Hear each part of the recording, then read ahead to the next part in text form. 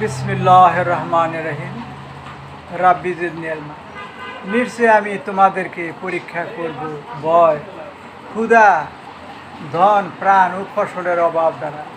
সুতরাং আপনি ধৈর্যশীলদের সুসংবাদ প্রদান করুন, কেননা যখন তাদের উপর কোনো বিপদ আসে তখন তারা বলে, নিশ্চয়ই আমরা আল্লাহর জন্য এবং আমরা তারই দিকে প্রত্যাবর্তনকারী। সূরা বাকারার 155 থেকে 156। অবশ্যই তোমরা তোমাদের ধন সম্পদ ও তোমাদের জীবন দ্বারা পরীক্ষিত হবে। তোমাদের পূর্বে যাদেরকে কিতাব দেওয়া হয়েছে ও যারা শিরক করেছে তাদের নিকট হতে তোমাদেরকে বহু দুঃখজনক বাক্য শুনতে হবে।